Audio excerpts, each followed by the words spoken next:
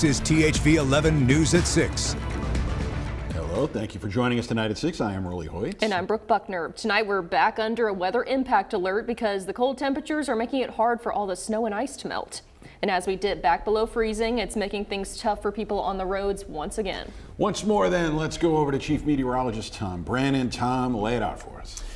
Yeah, guys, rinse and repeat once again. We've got the weather impact alert through Sunday for the cold temperatures and the refreeze. Whatever thaws during the day is going to create some icy conditions on the roads. But a gorgeous sunset shaping up out there.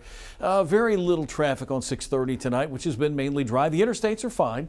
It's our side roads, our highways and secondary roads, neighborhood roads that need the attention. Our temperature has cooled to 36 in Little Rock, 37 Clinton, 40 in Harrison. Later on tonight, there could be some patchy freezing fog, which would add insult to injury here. So the road impact forecast, interstates right now still have a few patches. Main highways, lots of slush and snowpack. It's our side roads, county roads that are going to be needing a little extra time to get better. And that would include those neighborhoods that, buses go up and down. So don't expect schools anytime soon. Here's the information for the weather impact alert. Lasts through Sunday for hazardous road conditions and dangerous black ice. More on the weekend forecast. Back to you.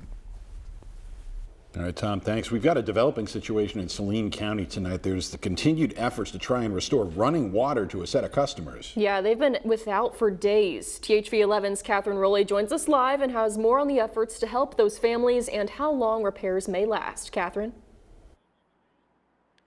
Well, since Sunday evening into Monday morning, that's when residents here in Saline County tell me that they stopped having water pressure. And as you can see behind me, there is these gallon waters that the county brought for these residents. They have no way of flushing their toilets, taking a shower, or even having drinking water.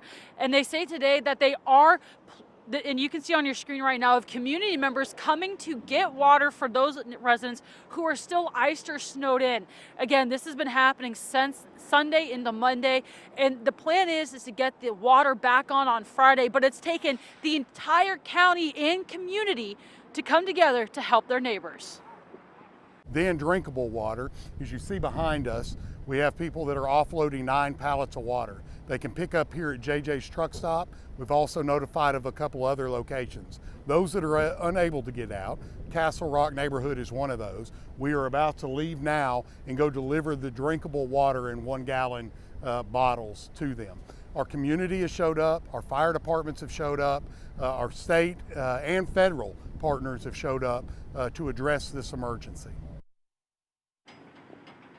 So it's about 5 fire departments in the county that have come that are now going around to the fire hydrants trying to get some type of water back to these residents who don't have any. We talked to some residents earlier today by phone and in person about their experience and what they're hoping for going forward. Live in Saline County, Catherine Rowley, THV 11 News.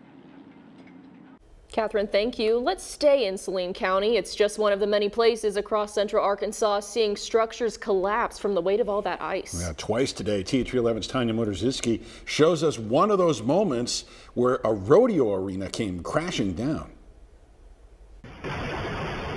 It's sad. A lot of what I do think is heartbreaking to a lot of people is we're ran by volunteers. The weight of the ice was too much for the rodeo arena at the Saline County Fairgrounds. For decades, this arena has been the heart of rodeo season in Saline County. Saline County Fair Association President Dustin Parsons says they're booked every weekend by competitors, practices, and youth groups coming. And it's kids, and that's one of our biggest sad parts of this was the kids and wanting to make sure they are able to still do what they love to do. But as of right now, they are hoping to secure this by a new location. Parsons says they're already looking for what's next. So if we can get it cleaned up in the next couple months, we'll just have an open arena until the next steps of rebuilding and what that looks like.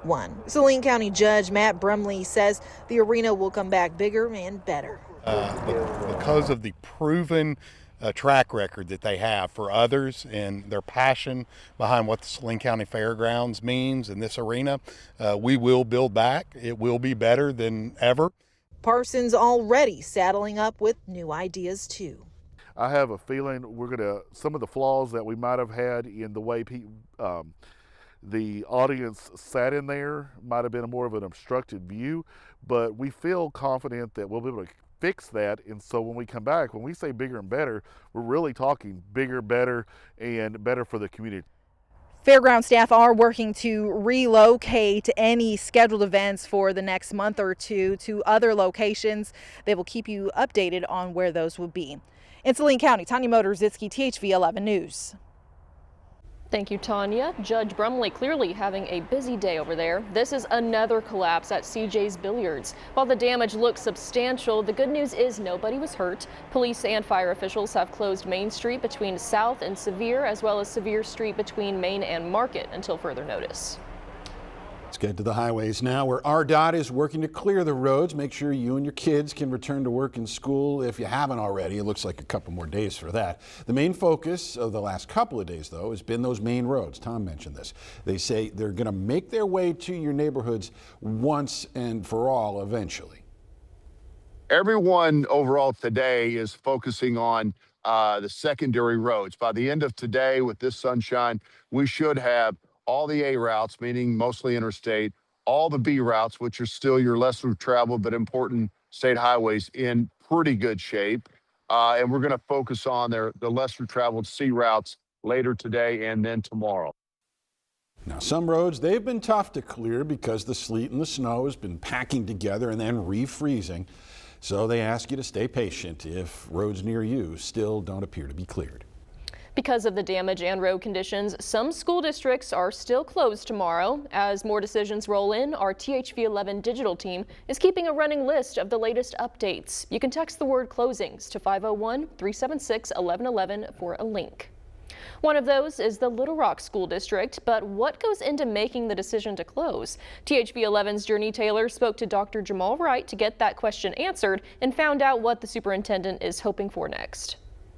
I honestly did not think that we would be here on day 3, going on day 4, not in school. Little Rock School District Superintendent Dr. Jamal Wright says maintenance teams took extra steps to protect buildings and prevent major damage. We learned a lot of lessons from past mistakes, and so this time they took every precaution that was necessary to make sure that heat was left on in all of our buildings and all of the classrooms, that we had running water running so that pipes wouldn't freeze and burst. The district serves close to 19,000 students with dozens of schools and sites across the city. Leaders say it takes time to fully assess conditions, and each day brings a new decision. But it really is a day-to-day call. There's so many different things that go into us making a decision, I would say mainly for students. One of the biggest factors, whether buses, staff, and students can travel safely, not only from neighborhoods, but also on school properties. And the hope for now, getting staff back into buildings soon and students back as safely as possible. Number one question, and I'm probably the most hesitant about delaying school because I want our kids back in school for obvious reasons. But it doesn't look like these road conditions are clearing up as fast as we would like. So students may not be back in school until next Monday, but anything is possible. I believe in miracles. And so if something miraculously happens in the next 24 to 48 hours, maybe they'll be back Friday. In Little Rock, I'm Journey Taylor, THV 11 News. All right, Journey, thanks. Let's take a quick break from weather coverage, get you caught up in some news stories now, starting with the National Abortion Rights Group filing a lawsuit today aimed at broadening the exceptions to Arkansas's strict abortion ban. The group, Amplify Legal, filed the lawsuit here in Pulaski County. The plaintiffs include 4 women who say the law that only allows abortions to save the life of the mother nearly cost them their lives. They argue the law is too vague about when a woman's life is in danger. Similar lawsuits have been tried in other states with mostly mixed results. Attorney General Tim Griffin said in a social media post he would defend the state ban and said the lawsuit had little legal merit. Tonight, Republican Arkansas Senator John Bozeman is calling for an investigation into the death of Alex Preddy, who was shot and killed by federal immigration officers in Minnesota last week, releasing the statement you see here. Bozeman's Senate colleague, though, Tom Cotton, has also commented on the shootings, calling them, quote, regrettable tragedies, but placing blame on Minnesota officials. The comments come as we're now learning the federal agents involved in Saturday's deadly shooting have been placed on administrative leave. There have also been calls for Department of Homeland Security Secretary Kristi Noem to step down. President Trump's border czar, Tom Homan, is now in Minneapolis leading the immigration crackdown. That has some observers hopeful that there'll be lower tensions in the Twin Cities. After the break, we're getting back to the weather, what you can do to keep yourself safe at home while things refreeze. Oh, why wait till we get after the break? Let's do something now, shall we? Weather impact alert coming up this weekend. Temperatures in the 20s at night with icy conditions on the roadways during the day. The ice and snow is not going anywhere. We'll take a look at the rest of the weekend right after this.